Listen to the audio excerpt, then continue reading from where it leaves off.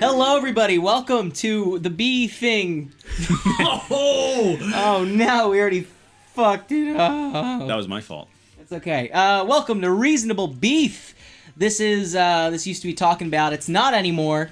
Get with the goddamn program, people. Let it go. Now we're doing a podcast about films. I am Timmy Kish. I am joined by my lovely co-host. His name is... Dom Fera. His name is Dom Fera, and today we are joined by Okay, finish. Come on. Give me your name. Luke Giordano. Luke Giordano, everybody. Or Lucum Giordano. Tell him who you are, Lucum. Hey, how do you introduce yourself? I'm a comedian here in Los Angeles. Comedian Los Angeles. I have my own YouTube channel, which I'm going to plug. YouTube. Luke G Vids. Luke G Vids. Everyone go see Luke G Vids. Yeah. Not right now. You're probably in a car. Maybe you're, hanging out in a doctor's waiting room. That's gonna fucking bug people out who are actually in doctor's waiting room. Or maybe your name is Eric. Do it, Eric. Oh, gosh. Oh, don't do it, Eric. Yeah, Eric. I don't What want is that kind Eric of doing in the responsibility. doctor's waiting room, though? I'll tell you what he's doing. That he's not. He is sure he considering taking those little strawberry candies that you find in every waiting room. He doesn't know if he should or not because they're covered in germs, and they are. You'll get off. Yeah, you'll get fine. off school for like weeks. You'll get so sick. Hey, isn't this a podcast about movies? Movies. That's the cow motif. Oh, Jesus Christ. I am full on radio announcer mode making gags. We need a soundboard with a train wreck sound effect. Yeah. It would constantly be going. Is the only issue. What was that? Okay. That was the horn. The train horn? No. It's the Waka Waka horn. Oh, I that gotcha. Shock Jocks I have. do love that it's the least effective train horn of all time. Get off the tracks! Everyone dies. Okay, we saw Suicide Squad. We did. Sure did. I saw it. Oh boy. Okay, so as you guys know, if you followed the video series, our whole thing is kind of to give a reasoned and Measured. some measured analysis of these movies. It's like, okay, what worked, what didn't work, and usually, we're pretty fair. I was discussing this with Luke, and I don't think I've talked about it with you yet. I think this is the worst movie I've ever seen in my time. No, I'm dead serious, and there's a couple reasons for that, and I think it's just because our buddy Jack Howard did a video about this, but you can see what it could have been. Yes. And more so, I made this point about Batman vs Superman about how all of the pieces are there, everything's in place, but it's not like they didn't put them together. It's like they're put together, but they're just slapped out of order. It's like seeing They got a little wet. Dude, honestly, it is like seeing a beautiful woman who's just had way too much plastic. Like it's all mixed up. Yeah. And it's just this slinking horror. Just clearly, am I still Yes. beautiful? It's like, no, you're not. You're terrible now. But I think you sort of catch on something. It's like, it's not that she had too much plastic surgery and her lips are too big and her eyes are all messed up. It's like Now she's a horse. yeah. She had plastic totally surgery in the wrong places and now she's a Picasso painting. Yeah. Nothing's where it should be. Everything's mixed up. There's things that should be there. She's got extra parts. She's got horse hooves on her hands now. On her cheeks. Yeah, She's not even on her exactly. hands. Not even exactly where they're supposed to be. Okay, but just to get more specific, okay, so Suicide Squad is a DC WB property. Suicide Squad, not the most recognizable thing. Marvel fans, you would know the analog as Thunderbolts. Basically, villains who are required to become the good guys. I didn't know Suicide Squad was a thing until this movie was announced. Yeah? I didn't know it don't think I'd existed. heard of it either. I don't really think it had a lot of animated coverage. Right. They had the Assault on Arkham, I think, was the one where I knew that who was their Deadshot big was. Yeah. Harley Quinn. You know, I knew Killer Croc. Absolutely. You know. And if you're into Arrow, you've just Deadshot was on, I think, season 2. yeah, they're kinda getting done his their thing. use out of him. Right. And the DC TV. I'm actually a Marvel guy. We all are. well, now. No, see, and now everyone listening who was maybe gonna listen, I know, they're all sorry. like, "Fuck them!" But I will say Marvel, this: they're biased. They're paid off. I don't like a lot of Marvel movies. I grew up as a Marvel guy. I have had a lot of problems with, Yeah. even though I enjoyed Civil War and it's a different discussion. Like, wasn't a huge fan of Civil War. I do not like any of either of the Avengers movies. So I feel like I'm a Marvel guy because that's what I came up with. Yeah. It's the comics I read as a kid, but I'm not a movie loyalist or anything. This movie, I'll start trying to be a little bit positive with the twist, because by the end, despite how hard it tried to make me hate it beginning to end, by the end of it, or maybe about the last 25 minutes, I was like, Well, do your right. thing. Now, but here's why. And now this is what frustrates me, because it's the same reason why why are these things ever frustrating? It's because you can see what it could have been. When something's just bad, you're like, holy shit, there was no salvaging that. You don't feel so heated about it. But like, you could see every single one of those characters had like a thing that you could connect to, that you would understand. Even fucking Harley Quinn, as goofy and cartoony as a character as she was, the baseline was everybody kind of had like a person that they cared about, right? You can connect to that shit. It took until, God, how long? It must have been 30 minutes left of the movie, and for the first time in the whole 2-hour movie, they're all together in a room talking to each other. The bar scene. Right. And I was like, inarguably the fuck? best scene in the movie. Yeah, and that frustrates the shit out of me, where you're like, why wasn't this just like... First of all, there's across the board, I think you can say that everything that's wrong with this, everything you could have beef with, was because there's too much in it. They tried to do about 7 movies in one movie, and that's fine. I understand what they were going for, where they were trying to like speed through some origin stories, but I want to see the version of this movie where they realized after the first draft, holy fuck, that's too many people, and we can't do that. Why don't we just start and they're together, and then we get to know who they are as we go along. Just fucking start. How it took 40 minutes until something was really going on. Oh, absolutely. Right? And it was rushed. started. It was rushed already for that 40 minutes, where it's just like, this has already taken way too long, and they've already cut so much just to get us to this point.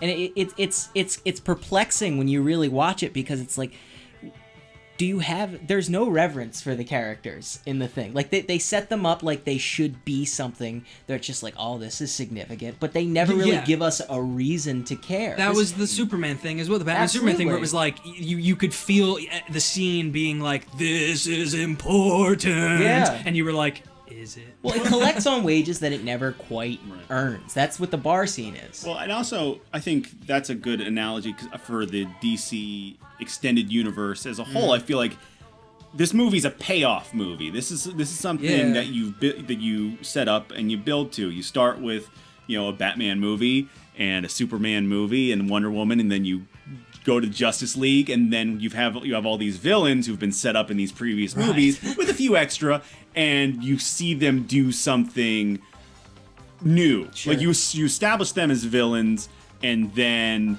with that establishment, you get to have some fun by having a Dirty Dozen, Inglorious Bastards, badass dudes going on a suicide Absolutely. mission. But even without the build-up, what could have worked in this, and this is, I've said before, one of my favorite things about the new Star Wars was the fact, whatever beef you have with it, if it's story and everything, but like, I think one of the smartest fucking moves they made was that basically the characters in that movie have seen Star Wars. Do you kind of know what I mean? Yeah. Where it was like, the first scene, Poe goes, I have a map to Luke Skywalker, and Finn's like, what the fuck? And you have that like built in, that's mythology to them too. So it's like, we didn't get origin movies, so why don't we just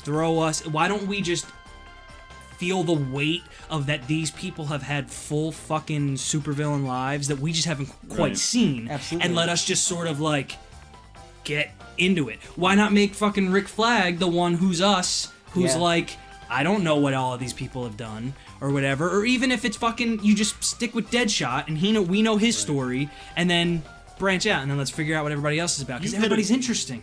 You've hit on what my biggest problem with the movie is, and I think with story-wise is the biggest failing in the movie is that you have Rick Flag and you have Deadshot. Neither one is, the movie can't decide which character's movie this is. And to me, naturally, and what they sort of side with is that it's Deadshot's movie, and I think that's the right choice to make because he's a member of the Suicide Squad. He's a villain who's being reformed, being put up to this.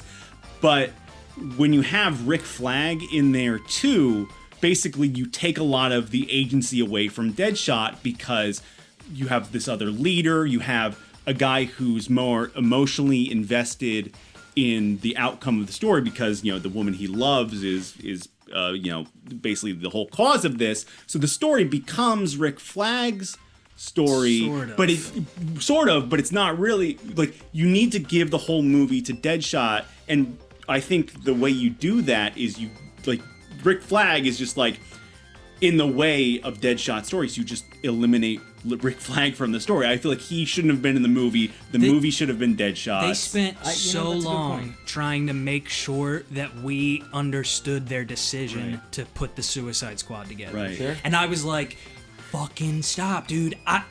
You're taking so much more for granted in this movie. Like, you're expecting me to buy into so much more shit. I don't need to see when the witch turns into the witch in front of the guys. Right. Like, they're just together. If you literally in one line could say Superman's dead, and guess what? Now all these other, the only other people we really have right now are bad guys. Those are the people who we have to defend us. A scene I loved in this was the dossier scene when Amanda Waller is eating dinner with those generals, and she's eating apparently the biggest steak of all time.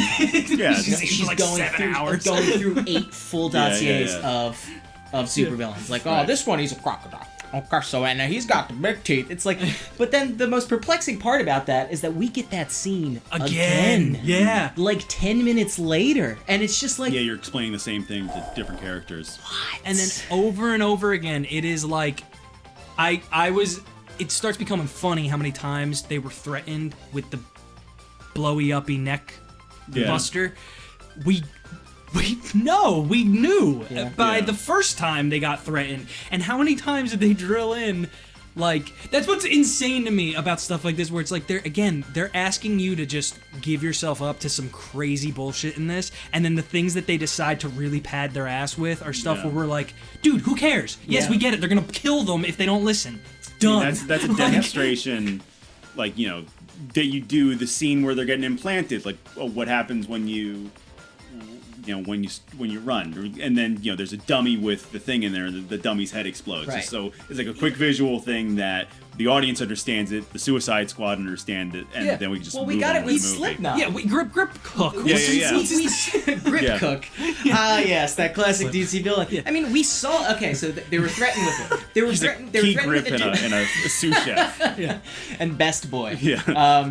They threatened them with it, I think, twice. And then we see him die. We see him get his head blown off, and then they keep doing it. And they keep driving that point home, and it's just like, we already saw it. Get it. Also, how many... Danger. Also, all right, I appreciated that it's one of those things that maybe you needed to understand earlier, but, like, the fact that the bad guys kept pulling Rick away...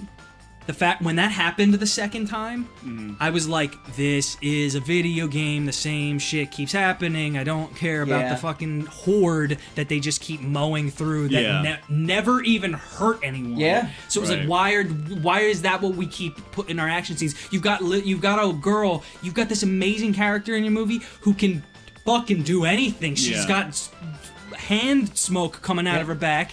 Instead we have her doing little wiggly jigglies in front of a big bright wiggling light. and dubbed. They just completely changed her voice. Over her. So actually, I just want to touch on Enchantress real quick, please, because that was easily one of the coolest parts of the movie, and it was completely underutilized.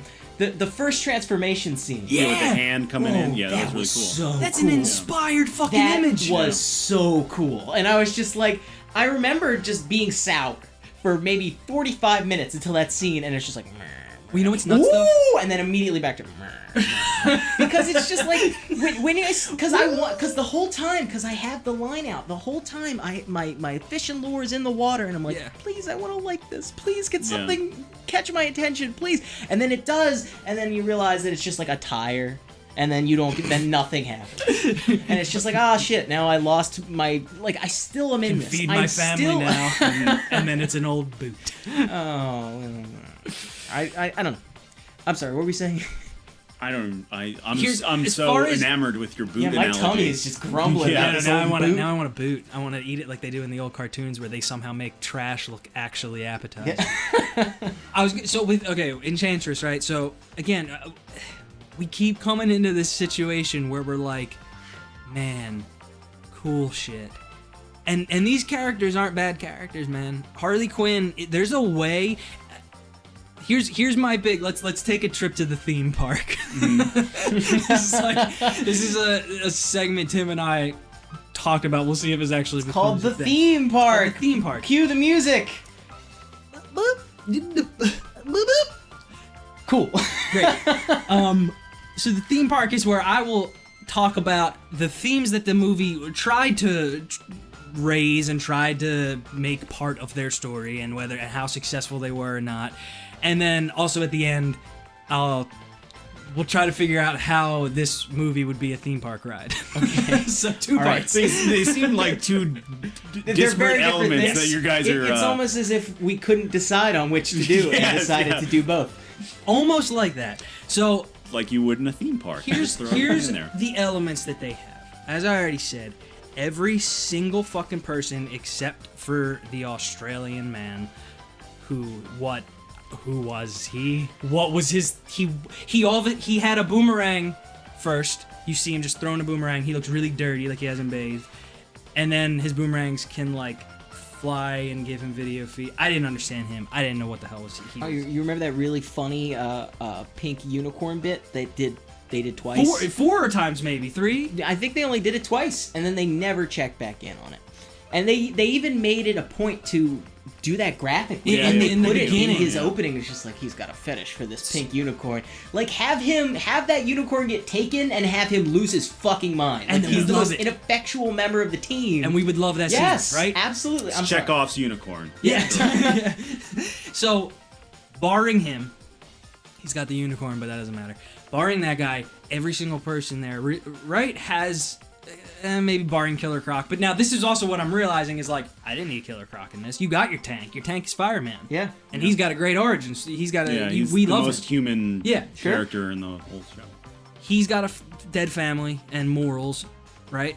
Deadshot's got little girl and morals. Harley Quinn is all she wants is the Joker. She loves this one person. Rick Flag loves this one person who's also a fucking monster. Why didn't they ever talk to each other in the movie? Look, I can I tell you wanted right to now. see that. I could tell you what the ride is going to be. The ride is going to be, it's a long line, and then you get up and they put you on the cart, and the cart goes a little bit down the track, and then you get off and you go to the next section of the line. Every time you think oh man, here we go. And then nothing. And then eventually you just leave. Right. Then you go get popcorn, and you go do whatever, and then you go on about your day because it's not that important. And then a little pyrotechnic blast right at the end. I just you feel it on your eyebrows. This movie, it's upsetting to me because it's like you said, Luke. This is something that you do down the line. Yeah. This is something that if Marvel had been giving a shit about their villains up to this point, aside from Loki, this is something I would like to see from them. Sure, I would like to see a Thunderbolts from them. Yeah. But nothing in this movie is justified. And isn't that really the WB ailment at this point? Where it's just they are trying to play catch up with Marvel, and they are trying to establish these things. They tried to establish Batman as a force in this. Yeah. They tried to establish where Deadshot's the thing he wanted most was to kill the Bat. And it's just whoa, that's actually kind of rad. But that's not congruous with that character that we've seen up to that point. That's the only thing he wants. It's just we've seen this more, and I don't know if that's just Will Smith playing Will Smith and just we liking Will Smith. Yeah. But I feel like that's just not playing up to his character. It's just, I hate to do this kind of podcast where it's just this movie sucked, but it's I'm just confused as to what they wanted. Was this fucked up in post, or was this fucked up from the jump? I think because of, I think conceptually, it was fucked up. I don't buy the they added 2 movies because to me none of the jokes worked for me. Right. But it didn't seem incongruous with the rest of the movie. Like You the don't joke, think? I don't. Nah. To me, it seemed like one. I feel like I was watching one shitty movie rather than one good movie and one shitty movie. Because like I said, like on my point about Rick Flag being unnecessary and taking away Will Smith as the sort of heart of the movie. Like Will Smith, the Deadshot character, doesn't make any sort of affirmative choice to his story until 2/3 of the way through the movie. He, like, whether he's got his whole daughter subplot, which I think is a strong subplot, but it's like whether or not he has a daughter introduced, his actions throughout the first 2/3 of the movie are exactly the same because he's got to do everything. Sure. So, I mean, that's like a protagonist who has no choice in the things that they do is that, like, to me, that's a complete failure of a movie. Like, your character, by definition, a protagonist, makes choices and guides the movie. Like, the action comes out from your protagonist. So But they wrote themselves into a corner because that was exactly the reason why they spent so much time trying to cover their butts about why would they ever put this team together, and why would these people ever agree to doing this. So they were so focused on, like, no, they can't have a choice because that's the only way we could ever make these people come together, which isn't true. Right. You could totally. There's a better version of this where they all come together, and it doesn't have to be redemption. It's not like, oh, we've been bad our whole lives and now we can do something good. But, like, there was a way to. I think redemption. I mean, even though, like, you can, it's cheesy for, like, a dark movie, but I feel like at least for Will Smith's character, to me, that's to want to reform for his daughter is as good a motivation for that character as he is set up as anything. Not necessarily even like the reform thing, but he even says it. It's in it's that fucking bar scene that happens too late. Where in the bar scene, he at the end of it is like, my daughter's not gonna. It's like it's that perfect thing where it's like poetic because it's not. Where he's like, my daughter is not gonna think that I'm a piece of shit. Yeah. And that was like it. And I'm like, dude, I'm in. Dude, I love you. Like I'm so on your side. My question, I have a question about the third act of the movie. Like, why? Like, to me, like the mission that they went on to rescue Viola Davis or Violin Davis. Yes. Cello. Violent Dave. But we're cool like that. Like, I don't know why it had to be hidden from the Suicide Squad. Like, they have to do it anyway. They got fucking bombs in their necks. Bombs in their necks. Yeah, like, well, no, we're not gonna. What do you mean you're not gonna rescue her? And and also, if that was just their mission, maybe I missed something. If their only mission was to rescue that character, like, who was supposed to take care of the Enchantress? Well, they're waiting until the next movie when Superman comes back to life. Yeah, well, that was I thought when, like, we need to rescue something. I thought they were going to go rescue Superman's body. That's exactly what I thought. It was like, that's why they can't tell them because, like, no, we're not going to he's going to fucking kill us. We're not going to tell you that Superman's, like, heart is beating, or like Superman's body, like, and you got to free Superman so we can fucking kill this. Right. Kill it, like, that's what. And then it's like, oh, it's just. It was just the Viola Davis character. I was so in the dark until they got there. Yeah.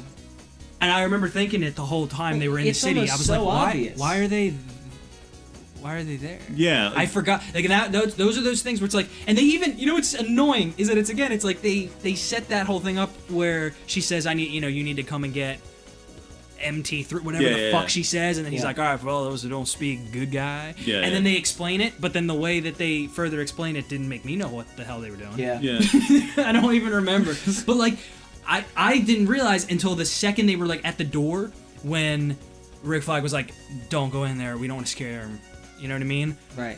I thought he was going to go in and it was going to be Lex Luthor for a second. Yes. And I was like, see, any of those people who kind of matter a little bit more, as opposed to, like, you.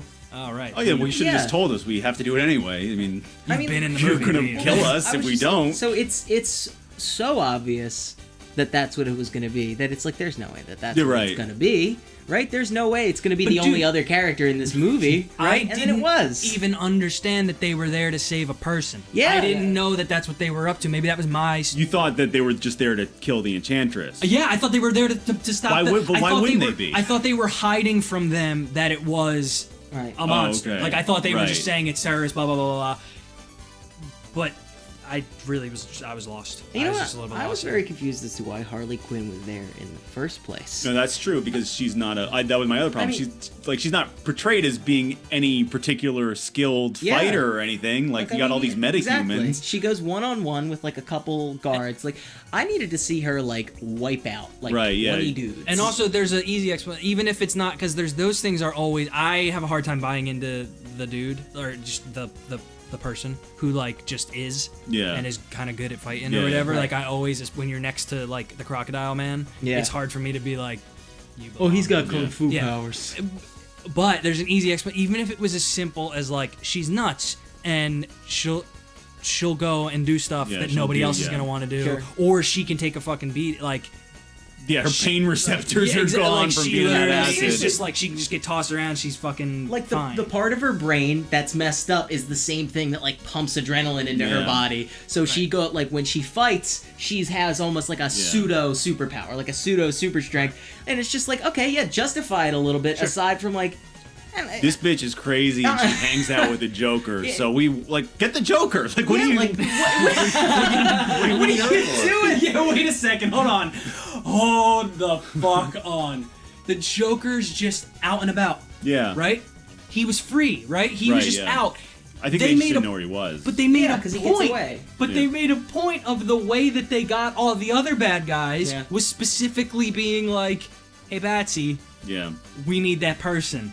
Like, I mean, I guess, okay, fine. Maybe just the Joker was too hard to find. I buy right? that, but yeah, you're right. See, again, they covered their ass with stuff that they didn't need to. But I wouldn't have minded a line where it was like, oh, we only got her? Where's, like, what about the big guy? We couldn't and get Joker? then you show, at that moment, you show the audience and them what Harley Quinn is capable of doing. And also, we can't fucking get the Joker. Right. Because nobody knows where he is. And then they're done, like, whatever.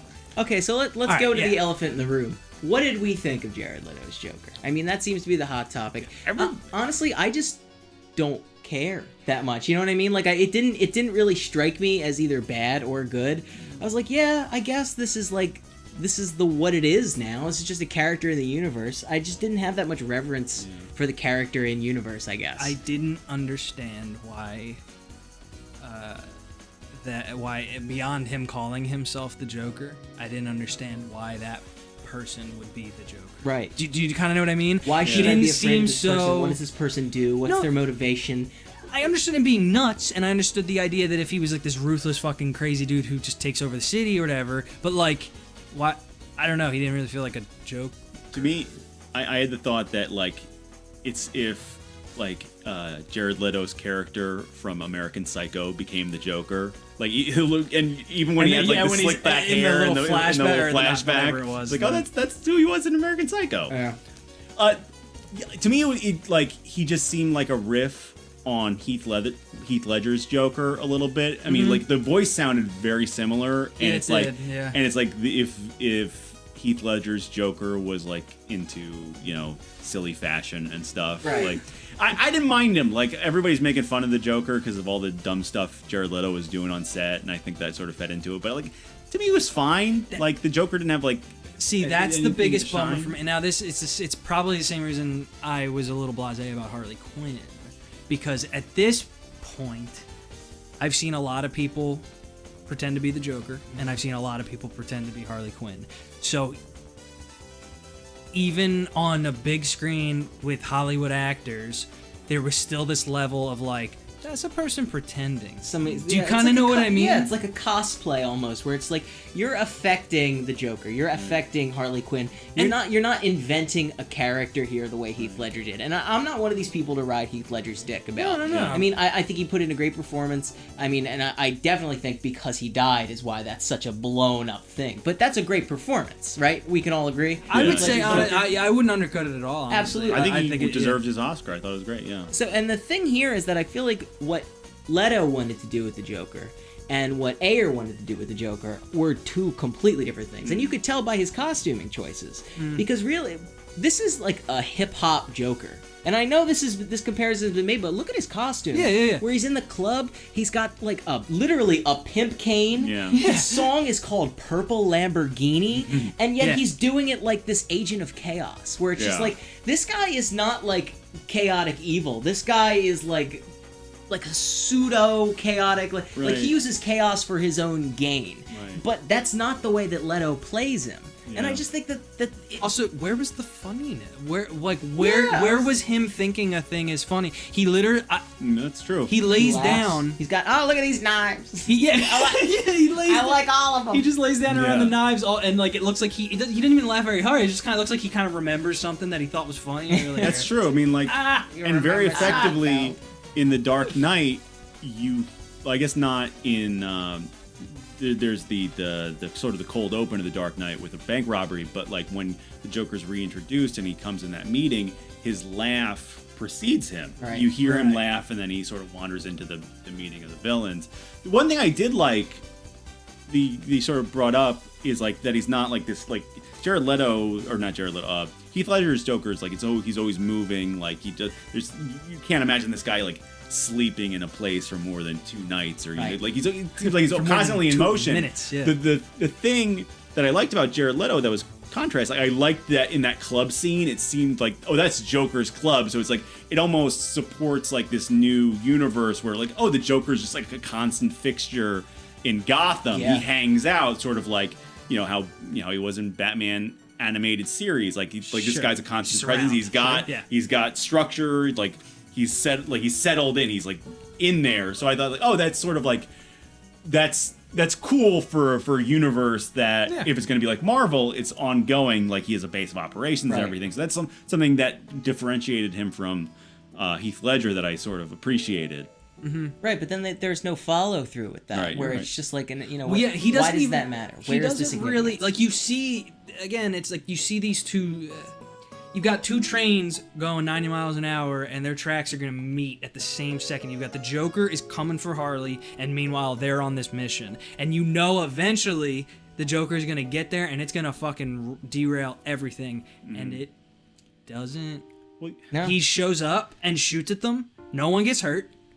Deadshot doesn't get shot in his shooting hand. Yeah. You know what I mean? Like, no Yeah. consequence. Absolutely. And then Harley gets away and then thinks Joker dies, and then but we all know And there's then no fucking way yeah. he's dead. I mean, he comes right back, and like, I don't want to spend too much time on the Joker, so we're gonna move on. But I just didn't like that. I thought he wanted to fuck everybody. Honestly, that was the vibe where it's just like, okay, yeah, I get that Harley is using sex, but Joker's using sex too, and it's like, okay, yeah, that's cool. I mean, if you want to switch the gender dynamic, that's fine. But to have these characters both have the same dynamic of like, I'm a carnival worker who's gonna fuck you, and it's just like, what is this? What am I supposed to feel right now? But at least, just to defend that, I responded to that moment where the guy's like sitting in the chair and he's like, I can tell you meant it or whatever, and sits down. I was like, oh, that's the first like new thing I've kind of seen him do. Like Sure. all the other stuff, I was sort of like, you're just being kind of creepy. Terrible use of common. I don't know why he came in for that. Oh, that was That was I was Common. like, because I saw his name in the credits. Like, who was Common? He was that guy, and it's yeah. just like, oh, Jay, that's your girl. That's your Jay. girl, It's Jay. like, Yeah, it's like, Common, you were on Hell on Wheels. You were great on Hell on Wheels. Okay, to move on. Okay, so let's go back to the structure. I want to touch on El Diablo. Sure. I enjoyed him. Yeah, same. I liked his justification. I liked hearing his backstory. I like he's the only one they really gave a shit with. Yeah. What bugged the hell out of me, we're talking the final scene. I'm not gonna lose another family. Hold up. What are you talking about? His new family that he just met. Yeah, but at 2 days ago. no point. Yeah. At no point did they show a single scene of them getting to know each other or starting to like each other Right. until that bar Dude, scene that's what I'm in talking the about. last 15 minutes. Easy chair version of this movie, seeing this and thinking of this as like a first draft. Second draft, screw the rundown in the beginning. Just start. They're all together. What? Imagine this movie if and again, this is just wishful thinking. This doesn't mean it's like a better movie or whatever, but like imagine it cutting straight out of the titles and they're all right there. Right. They're Yeah. together. They're in the room and they're all fucking eyeing each other up. Dead silent. Someone's waiting for somebody to say something. Someone moves. and they all start beating the shit out of each other. Sure. And then it's like, no, okay, they're all, we gotta chill, guys. Like, I don't, whatever. But what I guess I'm getting at is I liked everyone, I think. Sure. I think I liked, again, maybe barring Killer Croc and Australian Man, but like El Diablo. I think the only reason you didn't like them is because they never explored them. Because they were just there. And even, what's annoying is they give you those little, like, the little elevator pitch version of each of their stories where it's like he was treated like a monster, so he became a monster. Neat. Sure. Fine. Yeah. That's a fair fucking story, but, like, don't do that. Yeah, let me watch it. Let me see the part where he feels, he's beautiful. Like somebody he realizes, like, oh, I have worth and I matter to these people. I'm not just nothing. No, I didn't get any of that. And and Boomerang guy, I mean, Jai Courtney, I think he's a fine actor. I do think he's a great value Tom Hardy. I definitely think that is the apt comparison to him. But I liked his costume. I liked how scuzzy he was. And from what I hear, what was cut out of the film was a lot of his exposition, where he's like, he's kind of a creep. Like, he's unlikable, but he's, like, kind of funny. And that's why at the end, when everyone else kind of gets something good and he's stuck in solitary, that's supposed to be a moment for us. It's like, yeah, fuck that guy. He was kind of an asshole. But we don't get any of that, so it just seems really mean. Yeah, it does. So it just seems really mean-spirited and weird, yeah. because, like, apparently he's supposed to say a lot of racist and sexist shit throughout the whole thing, and he's just supposed to just kind of be a curmudgeon and never quite follow through. I didn't even understand that beat. Like it passed me, like, it went over my head so much that I didn't even understand that it was mean. Yeah. I was like, oh, this is... Sure. Oh, I guess all right. This is another thing that happened in Because he this got in her movie. face again, and then again they fucking threatened them Right. with the phone that Deadshot could shoot out of her fucking hand. Oh, absolutely. Like, she could be dead way, like...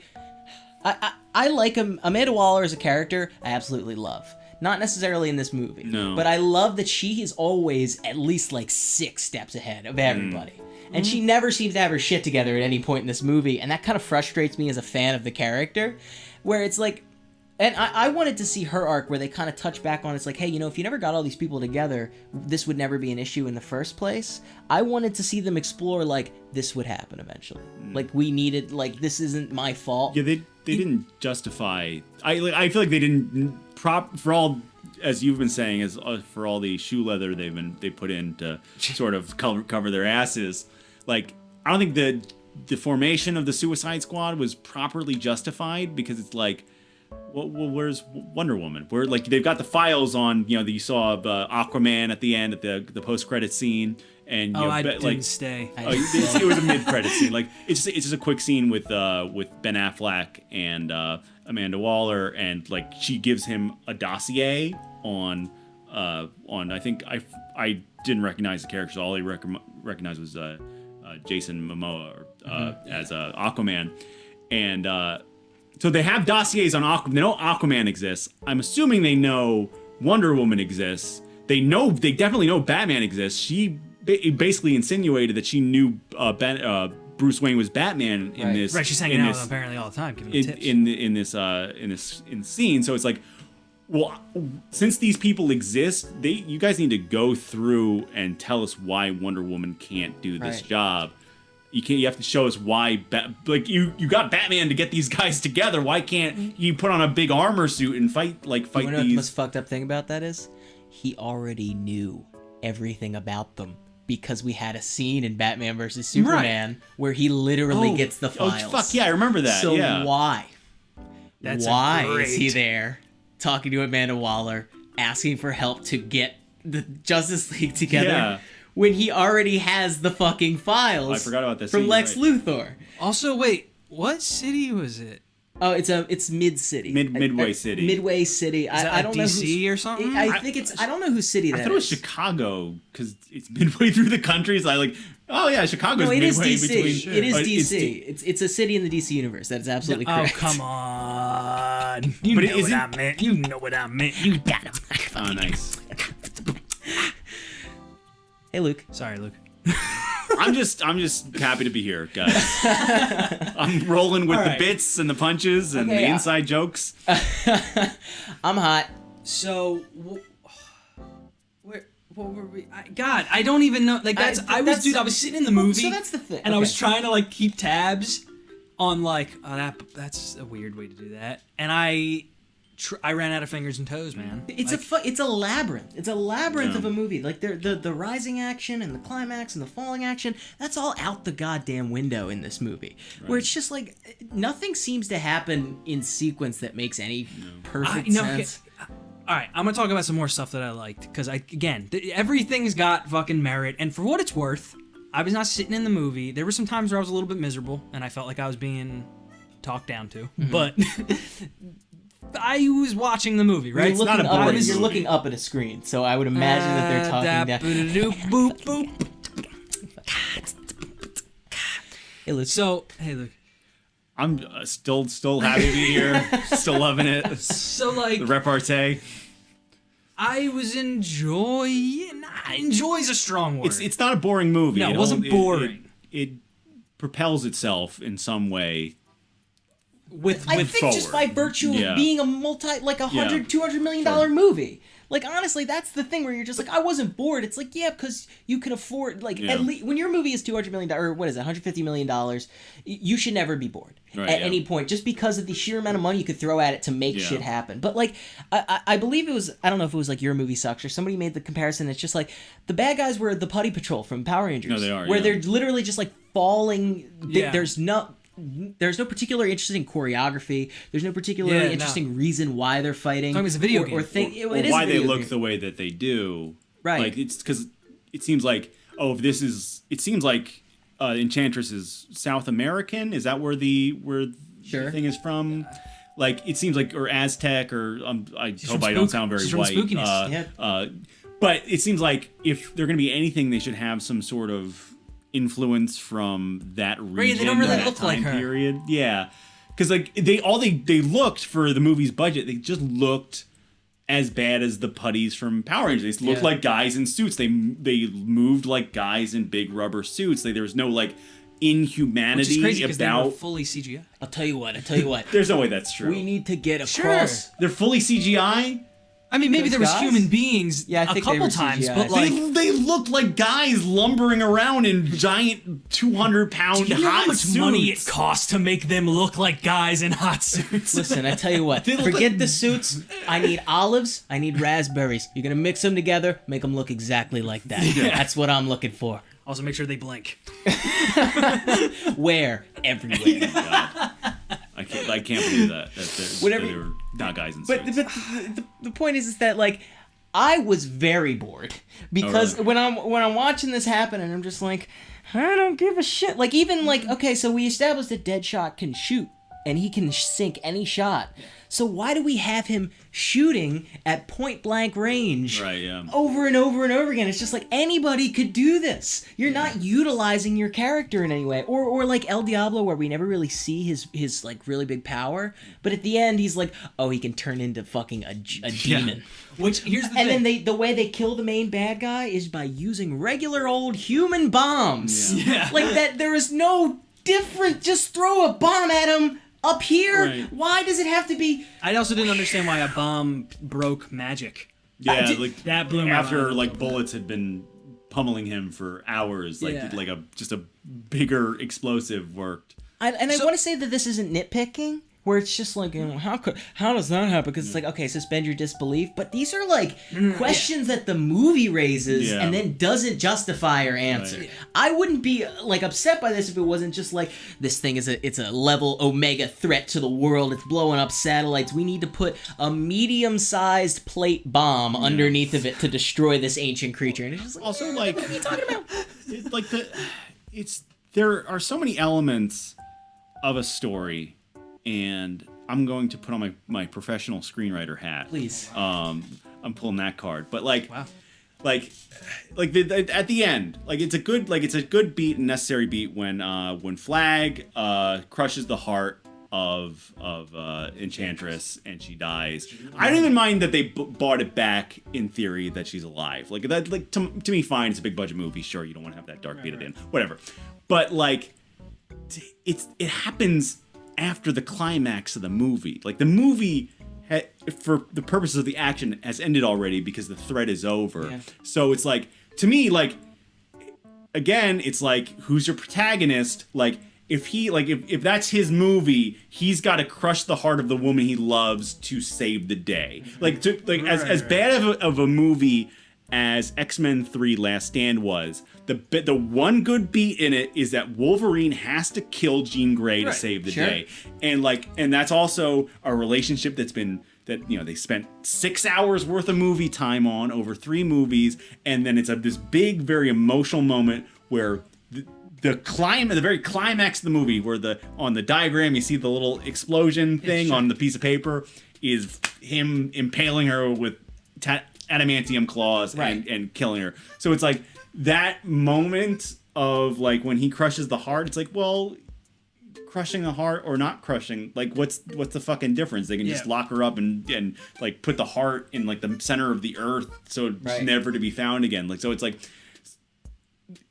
you're making these choices, but it's like, why is it there? Why give the climax to a bomb that we can't even see go off? Like I don't understand. Also, what the hell was happening when the daughter showed up and said you can't shoot? I thought it was like a projection from Enchantress. Yeah. Yeah. Well, it was like Enchantress, like trying, I guess, trying to confuse them, which we haven't really established. Well, it worked on me. Yeah. Well, we haven't really established you can do it yet, but like then. She sent a projection to you in the theater. It's like, you don't understand anything that's going on in this movie. I just thought it was like, I just bought into it as like, he's remembering something, but I didn't, like, I was like, is he going to shoot her? Yeah. And now that's what he was deciding to not shoot her, but like... Yeah, it's not, like, 'cause it's not established in his arc that his daughter wants him to hang up the spurs, necessarily. Like, that's not his conflict.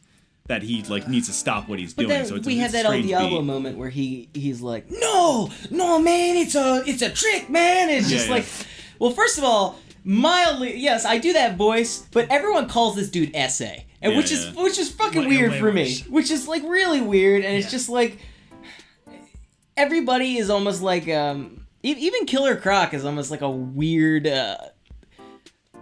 What's the word? Racial caricature for like, yeah, he's a black guy, but he's a crocodile, but he's actually a black guy. And it's like, like we get it, and like the whole BET bit joke at the end. No, there was a good amount of stuff in this that made me uncomfortable, like for reasons that weren't plot. And like the Harley Quinn stuff, just from the jump where you have Ike Barinholtz going like, I fucking like that. I'm just like, what the fuck is going on? Yeah, dude, I was bothered.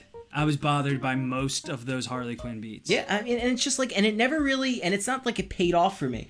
I didn't like Harley Quinn in this movie at all.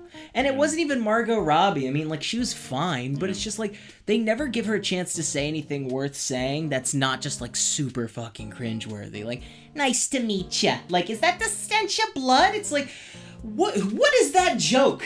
How could she smell the stench of blood on an open, like the back is open on this aircraft carrier or whatever the fuck they're in? This is just bonkers to me. But also, like, I was confused about her origin too, because it's like she's not crazy. She's she's as a doctor, she's treating the Joker, and he asks her to get him a machine gun, which she does, and he commits mass murder. But then after all that, as well, it happens in 20 seconds. Then he shocks her brain, and then so she's sort of crazy from the get go. She's made more crazy by the brain shock, and then jumping into the acid and fucking it, which I'm not sure what. Like, is it acid or isn't it? Like, it's like milk. Anything to it was a differently colored Nickelodeon slime. Yeah, it's like it's skin dye is I guess what it is, because it's like they're fine having sex in it. Like, so like she had to go like through 3 craziness processes, I guess so. And then she had to fall in butterscotch. Yeah. That's the way. It's a Werther's original. I also didn't understand that beat in that he pushed, or does he put? No, she jumps.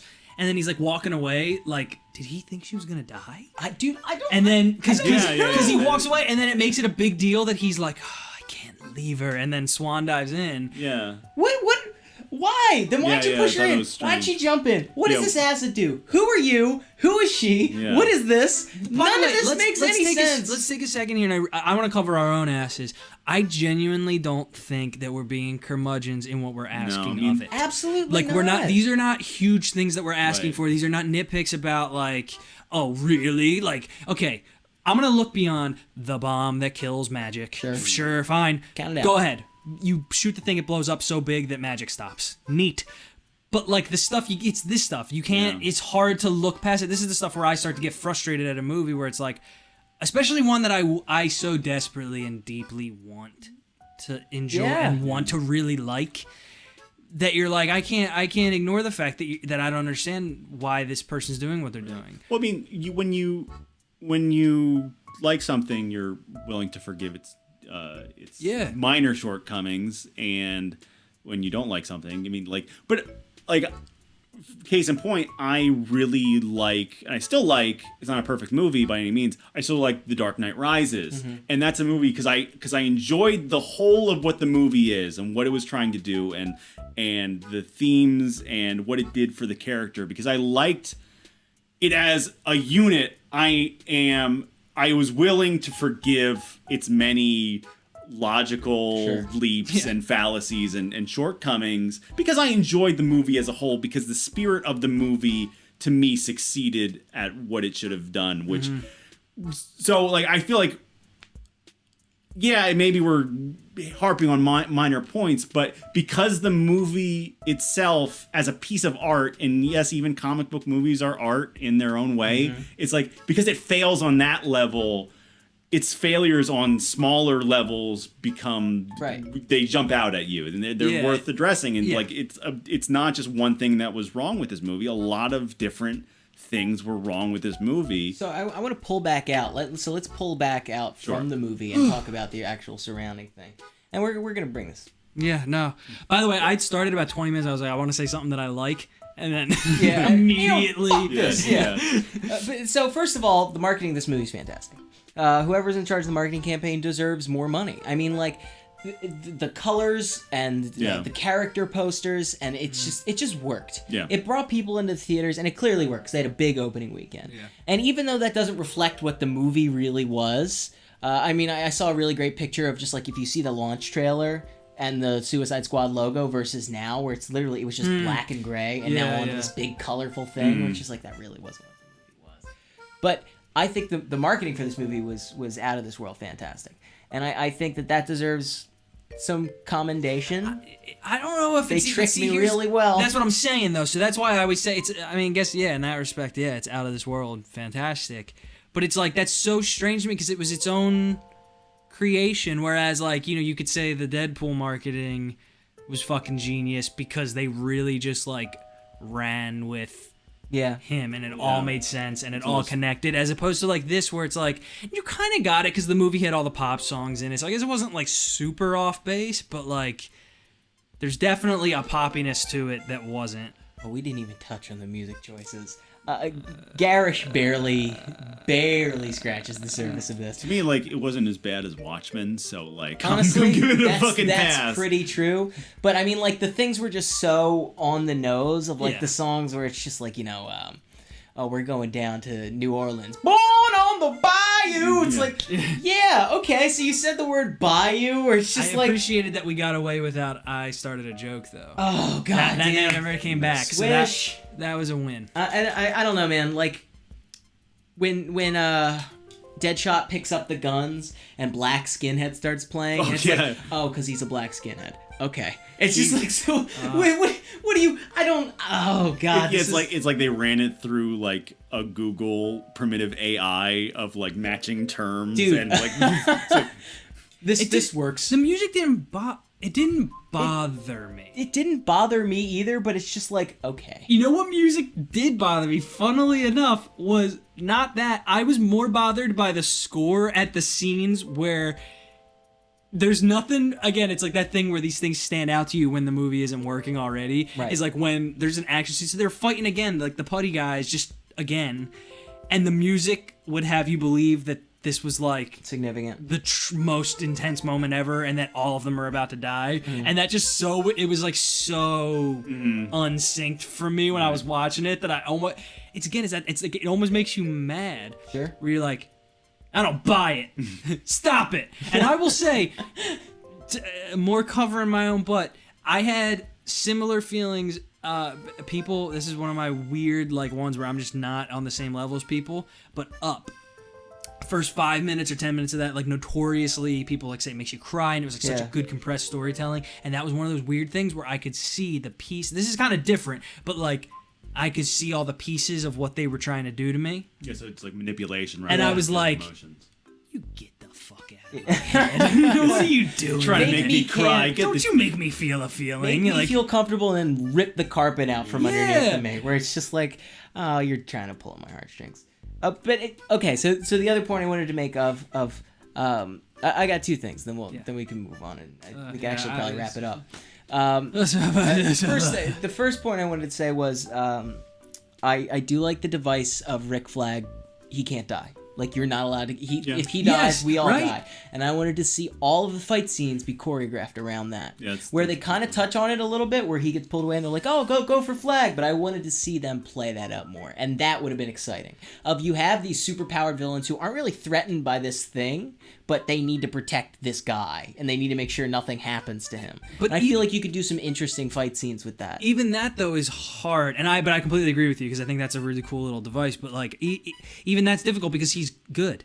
Right. He's good at what he does. Like, he's good. Like, I didn't actually understand in the movie where they were freaking out when he was starting to get dragged away again. And it was like, really? Is she going to watch him get killed by the bad guys and then blow them all up? Let me counterpoint that real quick, because that's the reason why this whole team is being put together anyway, because normal soldiers aren't cutting it. And it's just like, and the fact that like he's the best of the best and he can barely stand up to this new supernatural threat, and that's why we need this Project X. Fine. Now that would have been some decent justification for it. Yeah. But instead we just see like they're pretty much on par with him. And the rest of the guys in the special forces, they're pretty much on par with them. So it's like, so why are they even here doing this? I totally agree. I mean even more that why were they afraid that if the bad guys killed him that they would get killed, because that doesn't really make. Well, they say it. If something happens to Flag, you die. If he dies, you all explode. But that, like, my thought is why? What is that? Why? Why if the things that we're going to fight kill him? Well, no, I get it. If they kill him, right? If we kill him, they're gonna kill us, obviously. But like, if the bad guys kill him, they're also gonna kill us. Yeah, because he got killed. Man, that makes sense to me. That makes sense to me. I don't know. I didn't because quite it's just understand. like, they could also, because they could kill him directly, or they could kill him by omission, where they're just like, I'm just not going to help him, and he's going to die, and then we all get away. Where it's just, and that's how you put their balls in a vice, and it's just you need to stay on top of this, and you need to take this seriously, or we will kill you. And it's just like, fuck, man, play that up more. That's interesting. Okay, that I can get, but even that I guess I didn't feel that. When you talk about the choreography too, the other thing, and I think this brings up another point, is like, we never see them bond until the very end, but like we never see them fight as a team together. Sure, like those choreographed, like, Thor throws his hammer and knocks somebody into Iron Man's beam, and those sort of moments where it's like they sort of coalesce and become one. They become a unit, and like it's an obvious thing, but it's like there are tropes of these types of movies where like you want to see like, oh, they made the right decision by bringing all these guys together. These are satisfying things, though. Like, you start right in the beginning, and they don't fight. They're all doing their own separate shit. Yeah. And that first fight with the putties don't go so well because all of them are off trying to do their own thing. And then, of course, by the end of it, they have to, solve it with teamwork. Exactly. Right. You need to do Ant-Man on the Arrow. Absolutely. You know what I'm saying? Sure, yeah. Okay, so the last point I want to touch on before we take off here is... again, just like another pullback so there has been some fan blowback to the negative reaction to this movie of like, and I think it's blown out of proportion by a lot of media outlets of like, look at these fucking dopes. But there are people who are just like, people, you don't want to like this movie. It's like, why are you against this movie? And I've noticed that a lot of it is big like Joker Harley Quinn fans, people who like that dynamic. You're the worst people, by the way. Sorry about that, but you are. No, you are. But I will grant you that's something you like, and that's totally fine. how could you possibly be satisfied with this movie and seeing these two characters that you care so much about being portrayed in like the least effort way possible? I think people have an emotional investment in these things. They need them to be good because people, being in our culture right now, I feel like what you like becomes so much of who you are. Like, it becomes an identity thing. Absolutely. So like people have part of their identities in DC Comics. I mean, Marvel's been kicking their ass aside from the Dark Knight trilogy, you know, for a good 10 years now, almost. I mean, not longer, with, you know, with how good the original 3 Spider-Man movies and the first 2 Spider-Man movies were good. The first 2 X-Men movies were good. So like there's been a 15, almost 20-year history of there being good Marvel movies now, and for the most part, DC's been fucking up real bad. So I feel like they need this movie to be good because they like, you know, even if Harley Quinn and Joker do suck, they want to see them together in the next Batman movie. They need, and I can understand. Part of it need. I see, like, but that's like, I totally get that. I am on your side. The problem I have is like how Tim just said. It's like, dude, you deserve better than that. Like, you don't just say this is fine and be like, just because it's pretty colors and like when they're in the vat, the blue and the red look nice next to each other. It's like, no, man, we totally deserve. I fucking like the Joker and Harley Quinn. I like Batman. I want to see these people. I want to see it rock.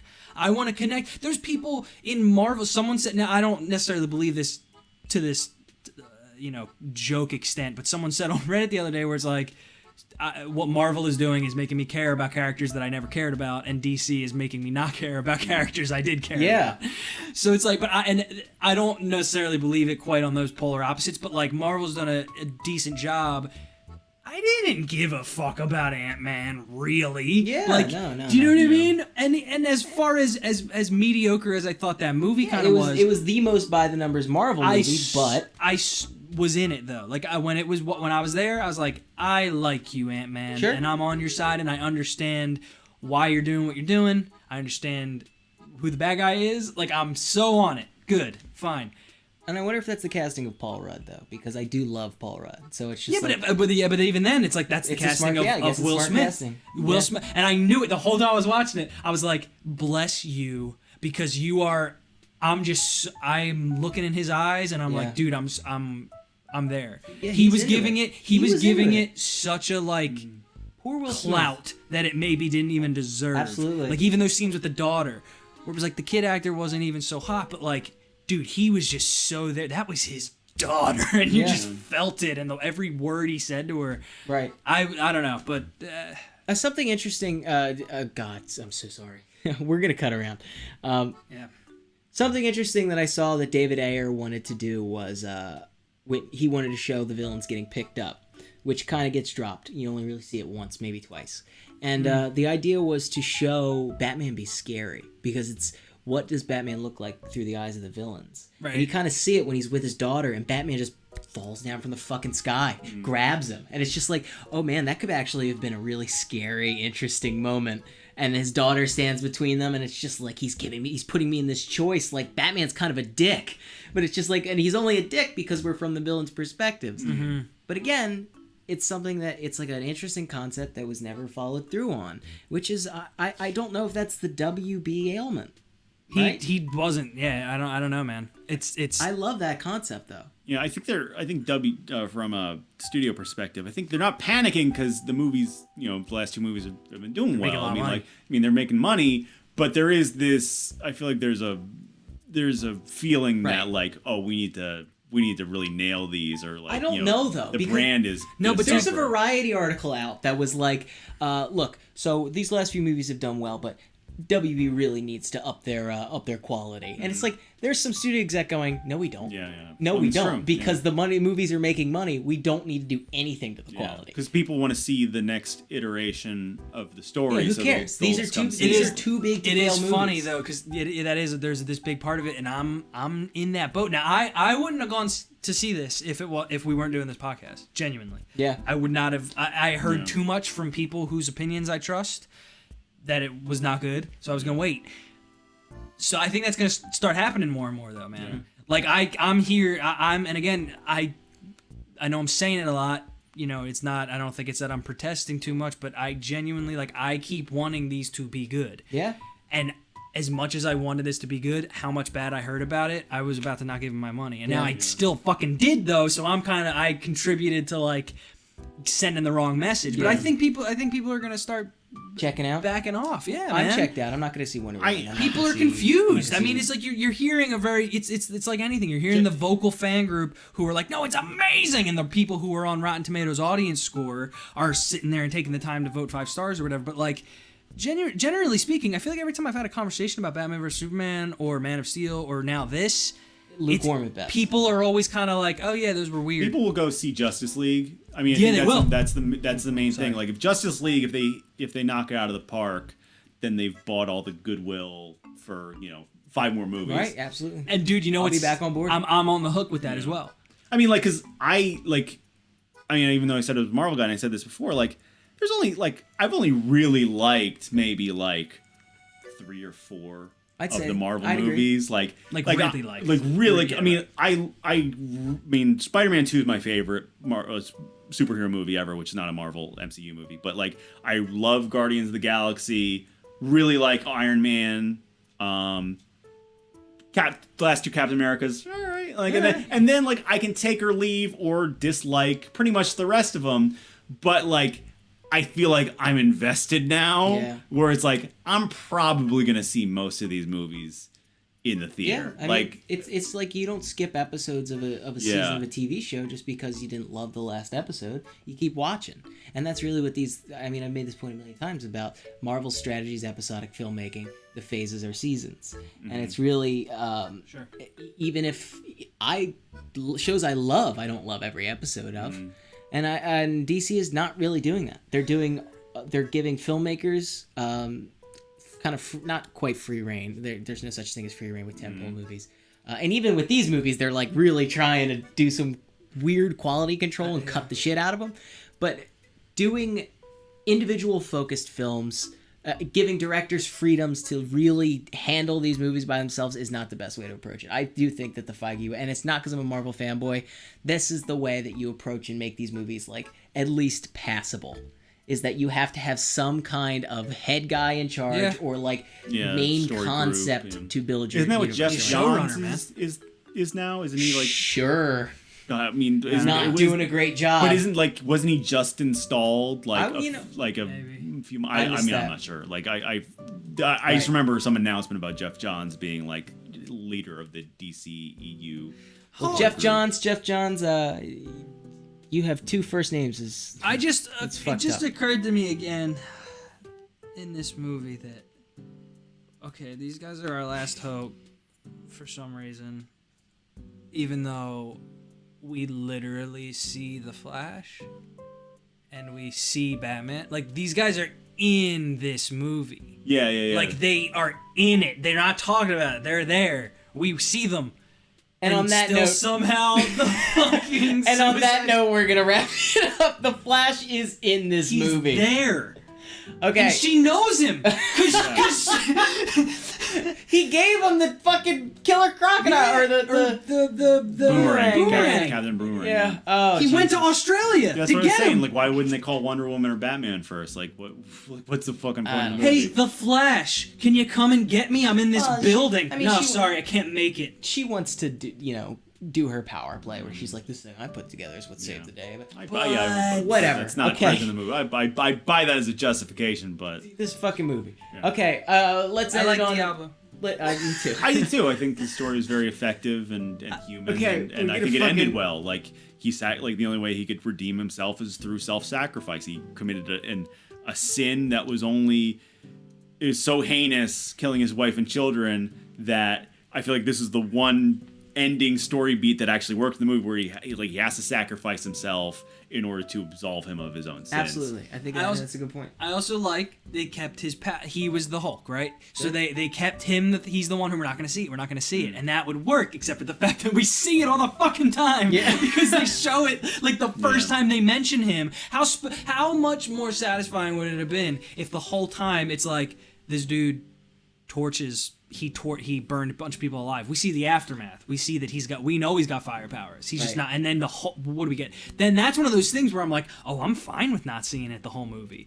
Where you're just waiting. You're just waiting and waiting. And he's like, I could kill all these people right now, or I could kill all of us right now. And then finally at the end, he fucking unleashes. And how satisfying would that be? But anyway, still satisfying enough. But fuck. I think fuck is agreeable. Man. Okay, let's end it on the three-headed critic. This is just something that we do. I'm in. Do you know the rules? No, I don't. Okay, the rules. He just likes the. I said I'm happy to be here, going along with the bits. We all say one word. At the end, it has to be a coherent thought about the movie. Okay. I'll have you start it off. So Just give us the first word. A 3-word sentence. Yeah. Ill-conceived. But. Fucking a nightmare. You couldn't even. I shouldn't have given you the butt. You couldn't do it. Fucking, there is no. Give me that one more time. Okay. Different word? No. Okay. No, Ill-conceived. And. No, come on. Oh, you wanted the same thing. Yeah, set me up for it. Okay, all right, go ahead. All right. Ill-conceived. But. Hole. Okay, goodbye, everybody. Thank you so much for listening. Thank you so much, Luke, for coming on. Of course. Thank you. Plug your shit one more time. Okay, at Luke Giordano on Twitter Uh-huh. and Luke G Vids on YouTube. Okay, and where can people see you? Where can people see you do stand Well, I've got if you're in the Los Angeles or Southern California area, I have a comedy variety show that is starting up at the UCB Theater, big fancy UCB Theater, on Sunset Boulevard, their Inner Sanctum. It's going to be the fourth Saturday of every month, called Duke Dollop's Den of the Damned. August 27th at 9 p.m. And it'll be super fun. It's free, and I'll be doing stand-up and hosting the show. It'll be a lot of fun. Cool. Free stand-up, Duke Dollop. Dom, you got anything to plug? Yeah, you can find me backstage at his show, eating apples. Eating apples. I think they sell apples at the Inner Sanctum. So holy shit! You definitely go. don't want to plug your writing class? Oh yeah. Hey, have you ever been sitting and thinking? There's just one time I had an idea and I thought, I've had that thought all the time. Calm down. Look, it's www.writewithdom.com and hey. Whoa, hey, you heard it here first, folks. All right, thank you so much for joining us. First episode of Reasonable Beef. Thank you so much, Luke. Thank you so much, Dom. Hey, thank you so much for listening. You have a goddamn wonderful night, day. Reasonable Beef. Reasonable. Beefing. Oh, Jesus Christ. Oh, Jesus. Rock's fucking hot in hell.